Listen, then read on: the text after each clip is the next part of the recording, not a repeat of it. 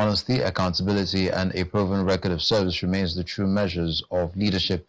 Mr. Umahi, who stated this during the inspection of Section 2 of the Lagos-Calabar Coastal Superhighway in Ekpe, Lagos State, reacted to social media reports alleging that former Anambra State Governor Peter Obi had promised to stop President Tinubu's legacy infrastructure projects if elected president. He insists that such a position will be rejected by Nigerians. You know, I was deputy governor when my brother Peter, His Excellency, was governor of Anambra State, and he was also the chairman of Southeast, Governors Forum. And I know his position on IPOP. I know the quarrel between him and then Nnamdi Kanu. I know, his feelings and all that he did, which is what he's supposed to do. But he should be man enough to own it and not to come and tell Nigerians, oh, this man did not say anything, he's just talking, which is harmless, I was governor of Ebonyi State. I was the chairman of Southeast Governors Forum. In as much as the governors of Southeast are doing everything possible and we are backing them to secure a very peaceful Southeast and see how we can politically help our brother Nnamdi Kanu. But nobody should joke with the thousands of Southeast people that were killed, in this respect. He's not being honest to our people. They sit at home on Monday. He has not said anything about it. Just wants to be president by all means, and that is not good for our people. Let us know the truth. Let us know the truth. And this project that somebody say is going to stop, and I hope he didn't say so. I read it on social media. This is very innovative, and I've challenged the Biden movement to tell me, put President Bola Ahmed Tinubu when he was governor of Lagos State, and they put our brother, His Excellency Peter, when he was governor of Anambra State. Let us see the master plan he made. Let us see him beyond his tenure as governor. In another occasion, this is what he has to say. Before the high-tech people with President Bola Ahmed Tinubu when he was governor, wasn't the VI almost wiped out? People were selling their houses in a hurry, and no company could. Every year they, spent, millions of dollars of naira, the federal government, and yet they couldn't cure it. It was the audacity of one man, President Bola Ahmed Tinubu. And that's when somebody say, I'm better than him. Let us know what you achieved when you were governor, and let us know what he achieved when he was governor. That is, the one that makes me, to think that some people can be very deceitful, not being honest to themselves. Because when you're lying to yourself, you should know.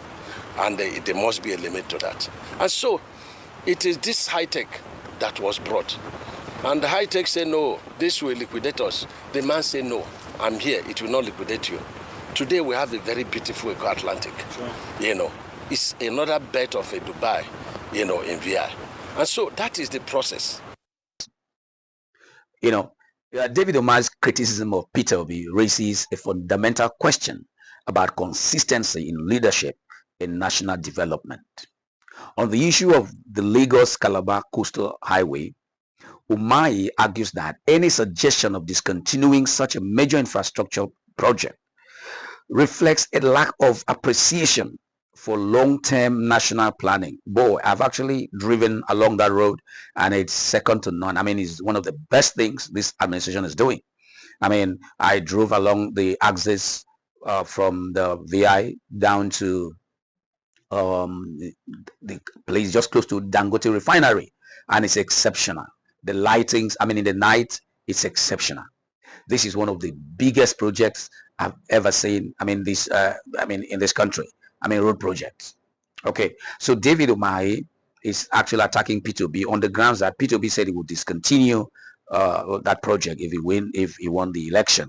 Okay, so according to Umahi, transformation projects are not judged solely by their immediate cost, but by their long-term economic impact.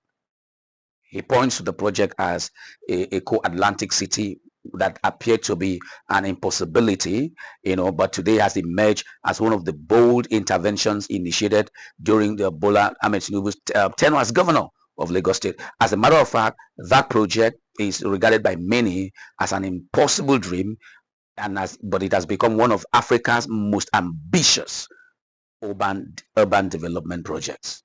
So this is Umahi's response to Peter Obi, but he also used that occasion to criticize Peter Obi. He painted Obi as being desperate and being dishonest. He talked about his inconsistency, that when he was governor of Anambra State, he took a firm stand against violent groups, and all of that. But now that he's looking for the presidency, he is desperate and wants to say anything to appeal to the people of the Southeast to vote him into office. So he's becoming populist in his strategy, and is now pampering violent groups, and has said nothing to condemn the Monday sit at home, has said nothing to condemn the activities that have led to the death of thousands of people in the Southeast, and to him this is desperation. However, supporters of Peter Obi are saying that Peter Obi is talking about prioritization, that talking about discontinuing the Lagos Calabar Coastal Highway is not a matter of being against development or being against national development, but is a matter of prioritization, that there are areas that need to be prioritized, and not just spending money in the name of infrastructure. So I'm going to leave it here. You have your opinion concerning this. You can actually make your opinion known in the comment section. Thank you. This is Political Nigeria, and I invite you all to subscribe if you haven't done so. Thank you. We'll see you again in another video.